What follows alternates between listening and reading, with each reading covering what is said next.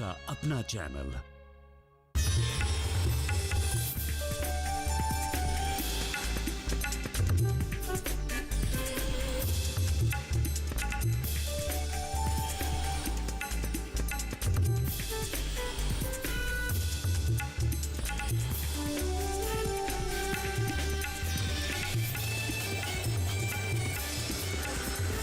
TV किसान, बदलते भारत की शान।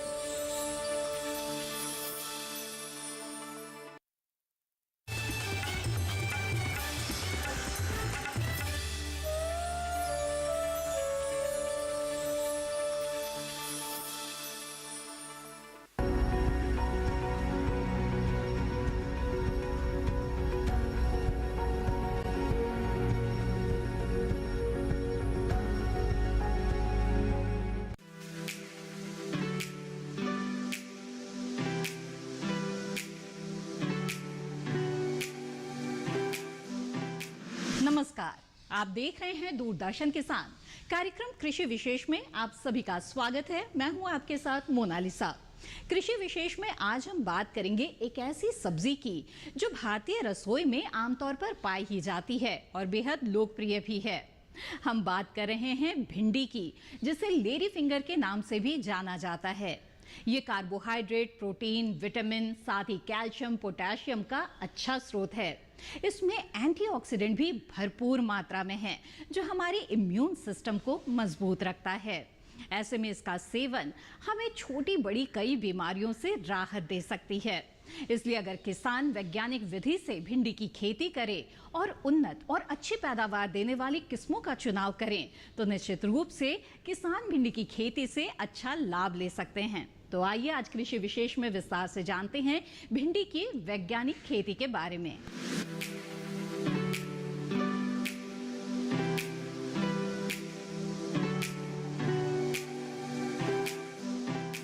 भिंडी से कई तरह के व्यंजन बनाए जाते हैं और इसलिए बाजार में इसकी हमेशा मांग बनी रहती है। ऐसे में किसान भिंडी की खेती के जरिए अच्छा मुनाफा कमा सकते हैं। आइए भिंडी की खेती के बारे में कुछ मुख्य बातें जानते हैं। भिंडी एक बेहद लोकप्रिय सब्जी है।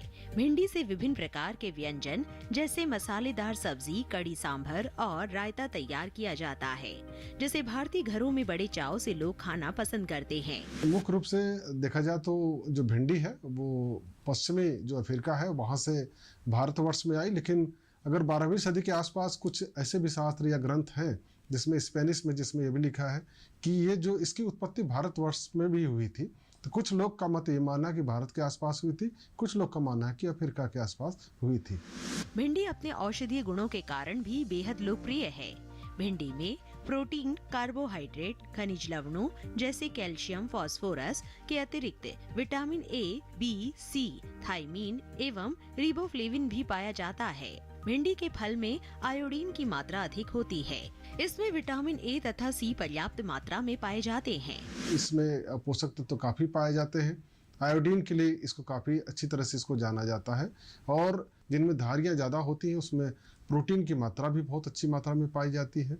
इसके अन्य भाग भी जैसे तना है, जड़ है, तो हम जब गुड़ साफ करते हैं तो उसमें भी इसको हम प्रयोग करते हैं, तो गुड़ उससे काफी अच्छे से साफ हो जाता है। भिंडी का फल कब्ज रोगी के लिए विशेष गुणकारी होता है।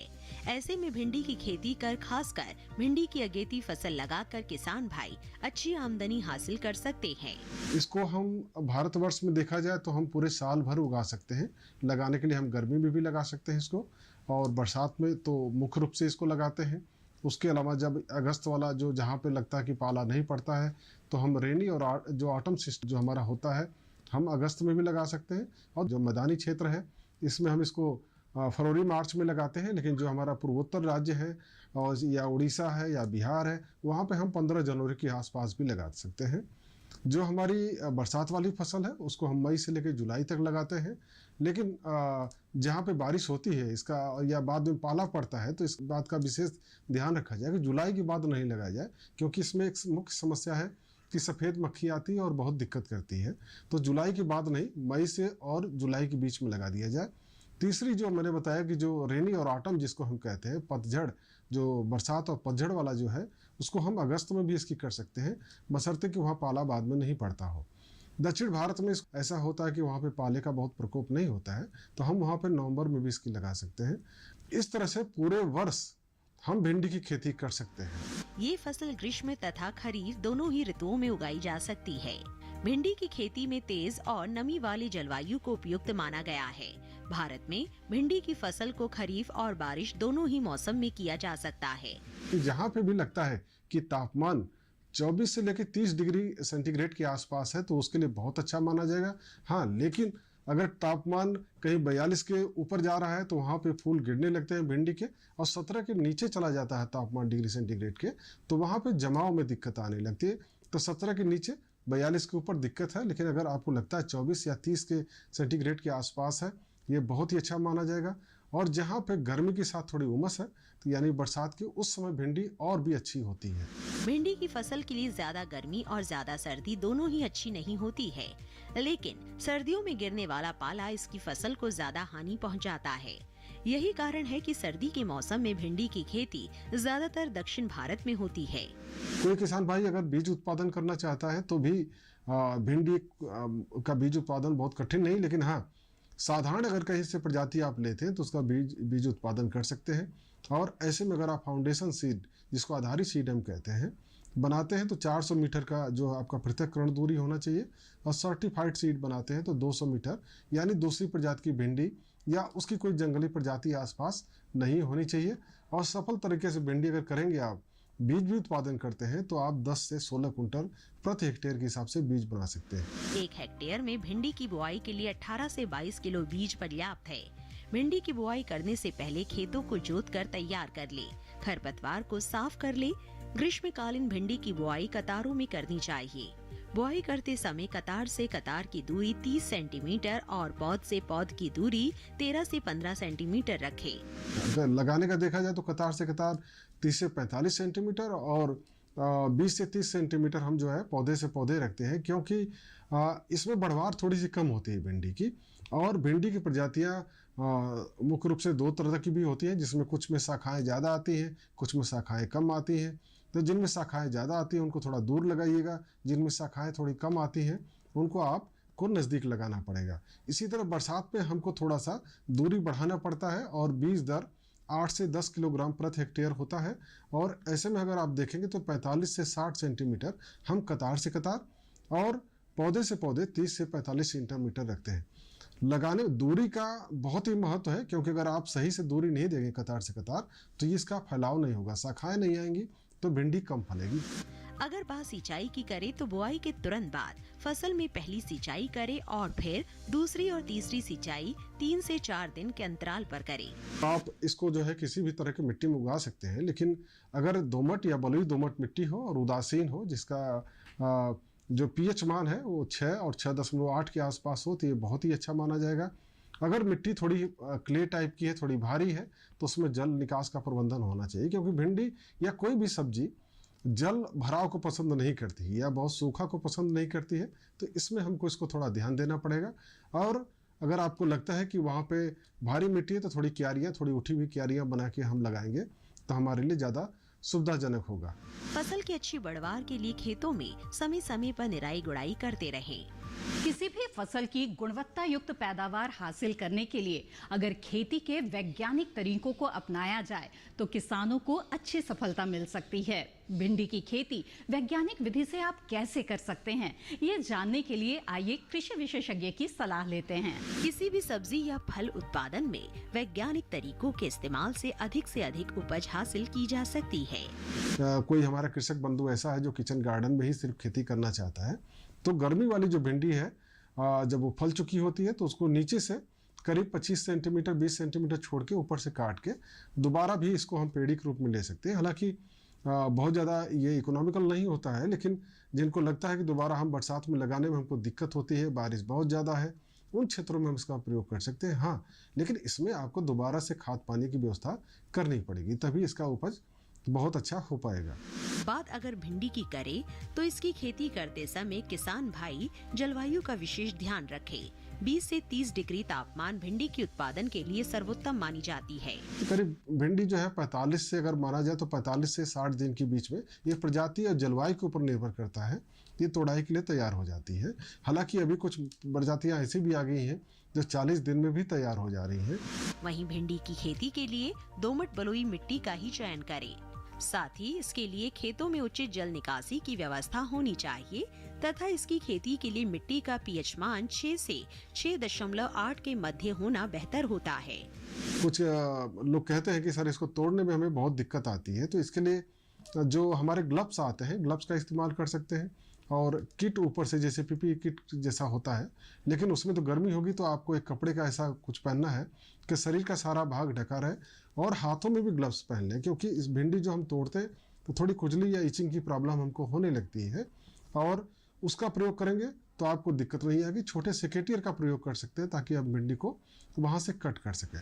किसान भाई भिंडी की खेती शुरू करने से पहले मिट्टी की जांच जरूर करवा ले। मिट्टी जांच से पोषक तत्व की कमी के आधार पर किसान भाई अपने खेत में जरूरी उर्वरक का छिड़काव कर सकते हैं। तो सड़ी हुई गोबर की खाद 20 से 25 टन अगर आप खेत में डाल सकते हैं तो बहुत ही अच्छा होगा। और अगर हम नाइट्रोजन की बात करें तो 75 से 200 किलोग्राम की आवश्यकता होती है, और पोटास की बात करें तो इसमें 50 से 150 किलोग्राम, और फास्फोरस भी जो है 50 से जो है आपका 150 किलोग्राम। अगर आप पारंपरिक विधि से खेती कर रहे हैं तो आप शुरू में ही डाल देते हैं, और उसके बाद फिर आपको जो है 30 से 35 दिन बाद और फूल आते समय भिंडी को नाइट्रोजन को 2 बार हम छिड़काव भी कर लेते हैं। किसान भाई फसल में खाद की मात्रा फसल की प्रजाति के आधार पर डालें। पहले आसपास आप देख लीजिए कि आप खेती किसके लिए कर रहे हैं।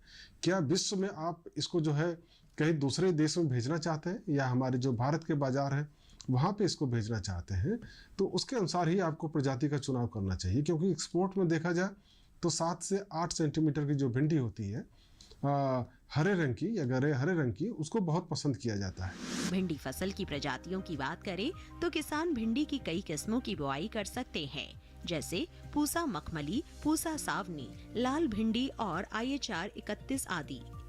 पूसा मखमली किस्म की भिंडी की लंबाई 6 से 8 इंच तक होती है। ये भिंडी लंबी, सीधी, चिकनी और हरे रंग की होती है। पूसा सावनी किस्म की भिंडी की लंबाई 10 से 15 सेंटीमीटर होती है। ये लंबी, पतली, नरम, चिकनी और गहरे हरे रंग की होती है।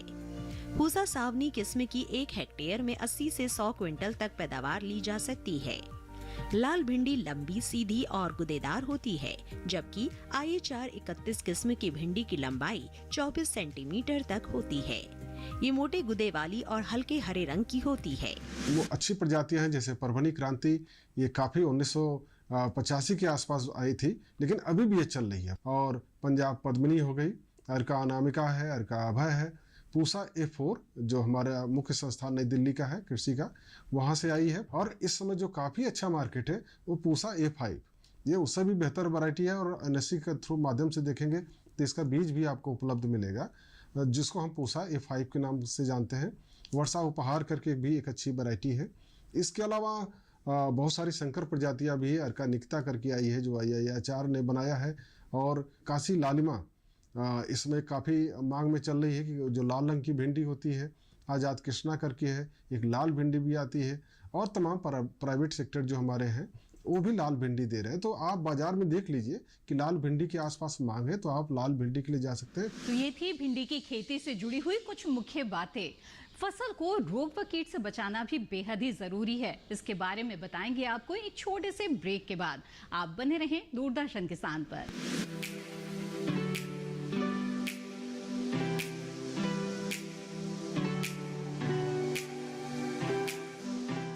रोज सब्जी का स्वाद बढ़ाए और घर वालों का प्यार पाए। गोल्डी सब्जी मसाले, जहाँ जाए रिश्ते बनाए, गोल्डी मसाले।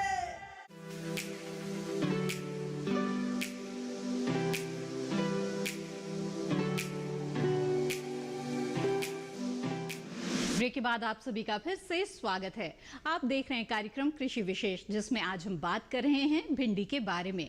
आइए जानकारी का ये सिलसिला आगे बढ़ाते हैं।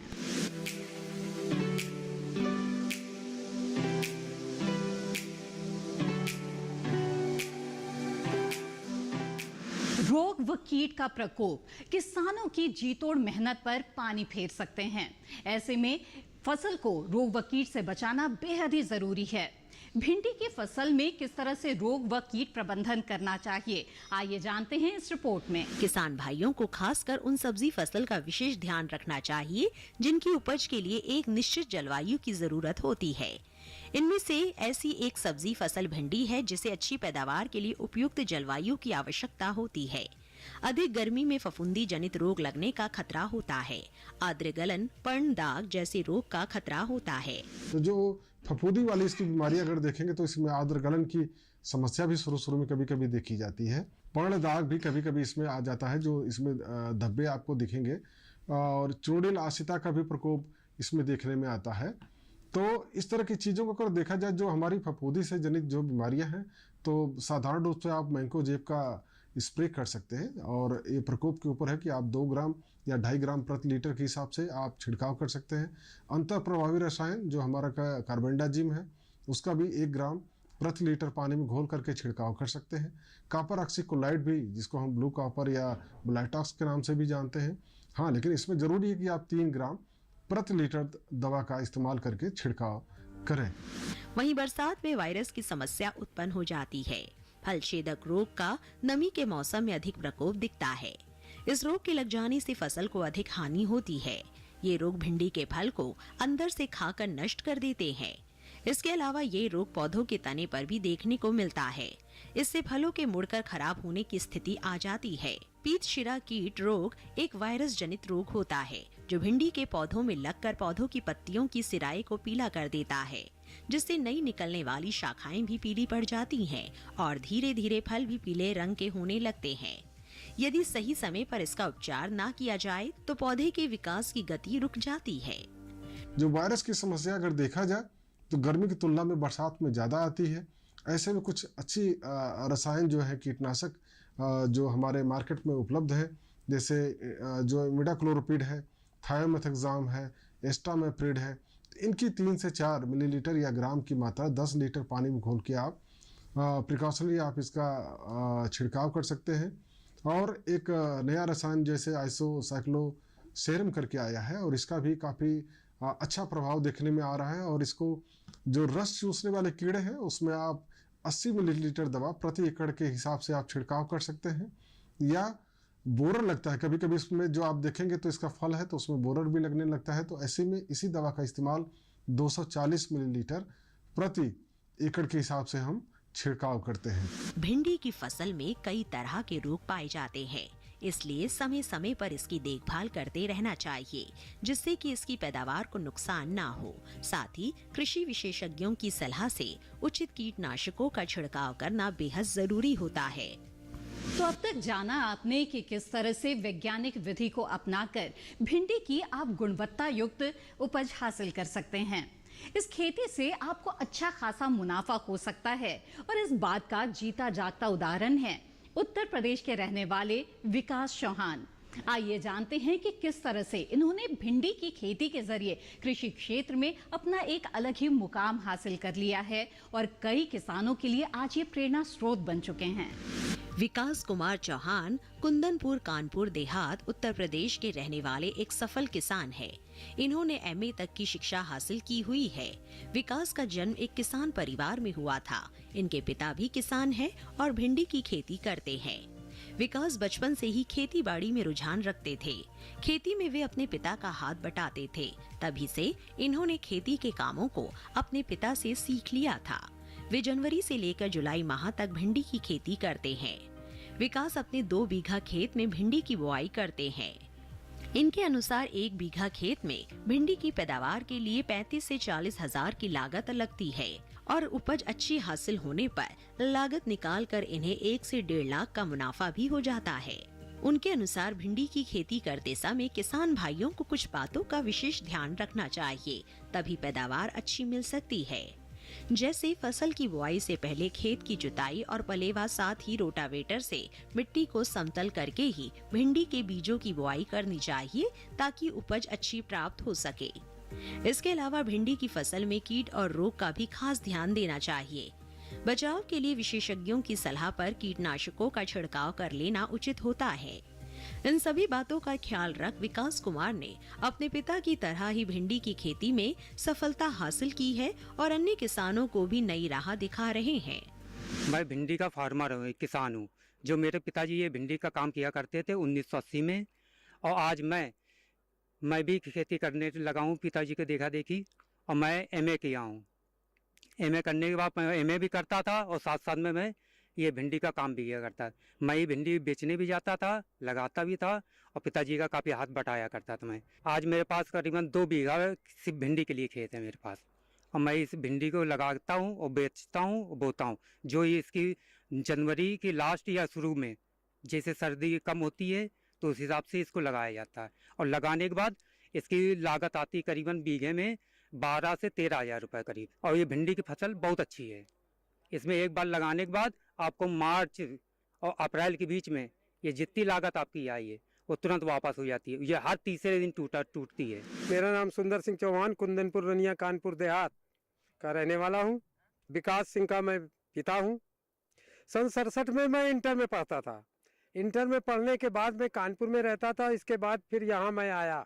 ये मेरा गांव नहीं है, ये मेरे दादा लगते थे, उनका गांव है, उनकी ज़मीन थी। लेकिन यहाँ देखा एक बार जब मैं पढ़ने के दौरान आया तो ये वो बीमार थे, उनको लेके कानपुर गया, ठीक कराया। उन्होंने 16 बीघे ज़मीन हमको दिया। और यहाँ पानी अधिक भरे होने के कारण यहाँ न तो गेहूँ ठीक से होता था न धान पानी में काटा जाता था। तो मैं कानपुर में एक दौलत सिंह थे निदेशक, मैं उनसे मिला और यहाँ की प्रॉब्लम उनको बताई। दौलत सिंह उनका नाम था। उन्होंने कहा कि आप भिंडी की खेती करिए। उन्होंने 3 किलो बीज मुझको दिया और मैं यहाँ आकर के और वैसे छीट करके बो दिया। लेकिन सब छीट उसमें वो कुड़ी बैल के चला करके हल के पीछे से बो दिया और वो फिर भिंडी जगी नहीं। दोबारा मैं उनके पास फिर गया कि भिंडी तो जगी नहीं और मैं क्या करूं। तो उन्होंने कहा कि हमने कहा लगता है आप बीज खराब दे दिए। तो उन्होंने तुरंत बुलाया अपने कर्मचारी को और बोले कि लाइए इनको बीजा 3 किलो और दीजिए, अच्छा दीजिए, तुमने खराब दे दिया। तो उन्होंने 3 किलो फिर दिया। फिर उसको मैंने छीट करके बोया और वो भिंडी जग गई। हमारे एक मित्र थे, उन्होंने कहा कि ये तो हम आलू की तरह अगर इसको लगाएं तो ज़्यादा फायदा होगा। दूसरी साल 3 लोगों ने तय किया। सर मैंने 16 बिस्वे में लगाई, 5 बिस्वे में रेवड़ी पर लगाई गई और 7 बिस्वे में लगाई गई है ठाकुर प्रसाद के पुरवा में। उसी समय पूसा सावनी का बीज जो है मिला हमको, उसको लगाया। पूसा सावनी के बीज का उत्पादन हमारे 16 बिस्वे ज़मीन में 10 बोरा भिंडी निकलती थी। चूँकि 10 रुपये बोरा बिकती थी तो हमको सन 68 में करीब 400 रुपये के ऊपर हमको मिला। इसके बाद जब दूसरी साल लगाया, दूसरी साल फिर बढ़ते बढ़ते चले गए। आज की ये पोजीशन है कि जब भिंडी की खेती करता हूँ 1 बीघे में 1 लाख 1.5 लाख रुपए बीघे आ जाता है। इसके बाद मैंने इसके लिए एक्सपोर्ट लाइसेंस लिया। 71 में मैंने बनवाया था और 71 से अब तक कि बाहर भेजेंगे। कतर की बात चली, दुबई की बात चली, सभी जगह ट्राई किया। ब्रिटेन ट्राई किया, अमेरिका ट्राई किया, कनाडा ट्राई किया, कई देशों में ट्राई किया, लेकिन हम सफल नहीं हुए। कारण भी था क्योंकि उस समय ये 5,000 रुपये जमा कराते थे। अब किसान के पास तो 5,000 रुपया नहीं होता था, मेरे पास भी नहीं था। दिल्ली जाने में ही दिक्कत होती थी। तो मेरे पास वो सब सुविधाएं ना होने की वजह से मैं एक्सपोर्ट का काम नहीं कर पाया। पैसे न होने के कारण ही मेरा एक्सपोर्ट नहीं हुआ। आज भी हमारा गांव में जो सबसे बड़ी दिक्कत है मार्केट की नहीं है। अगर मुझको मार्केट मिल जाए या फिर हमको ऑर्डर मिल जाए बाहर का तो मैं यहाँ से भेज दूंगा और भेजने के बाद उसका रेट फिर अच्छा मिलने लगेगा। तो जो मई के महीने में जो सस्ती होती है भिंडी मेरी, वो सस्ती नहीं होगी।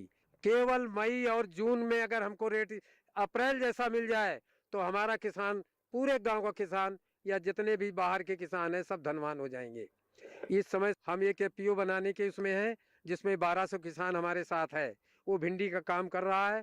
उनकी मार्केट का करने का बीड़ा मैंने उठाया है और कई एक्सपोर्टरों से बात करके मैं चाह रहा हूँ कि भिंडी इनकी बिक जाए। इन साल मैं कोशिश कर रहा हूँ, हर तरीके से कोशिश कर रहा हूँ कि मार्केट मिल जाए। मार्केट मिल जाए तो धनवान होने में कोई दिक्कत नहीं। और अगर पूरी तरह से 3 महीने का जो रेट अप्रैल में है यही 3 महीने मिल जाए तो सर 5-6 लाख रुपया मिल जाएगा। गरीब से गरीब किसान 5-6 लाख रुपये पा जाए तो आप सोच लीजिए कितना कुछ हुआ। सब्जी उत्पादन में हमारे देश का दूसरा स्थान है। वहीं भिंडी की बात करें तो हम भिंडी उत्पादन में प्रथम स्थान पर हैं। हम जो है सब्जी उत्पादन में इसमें विश्व में दूसरे स्थान पे हैं, चाइना प्रथम स्थान पे है। लेकिन जिस सब्जी की हम चर्चा करेंगे उसमें हम प्रथम स्थान पे हैं और करीब विश्व का 72% जो है भाग जो उत्पादन है वो हम भारतवर्ष करता है भिंडी के मामले में। और दूसरे स्थान पे नाइजीरिया आता है। और जहाँ तक हम एक्सपोर्ट भी इसमें करते हैं तो भिंडी में एक बहुत अच्छी चीज़ है कि भिंडी हम भारत से एक्सपोर्ट भी करते हैं। और जो शेयर है करीब अगर आप देखा जाए तो 32% का शेयर जो एक्सपोर्ट में सब्जियों के अंदर जो है भिंडी देता है। और प्याज आपको मालूम है कि काफ़ी हम यहाँ से एक्सपोर्ट करते हैं, तो उसके बाद भिंडी का ही स्थान आता है।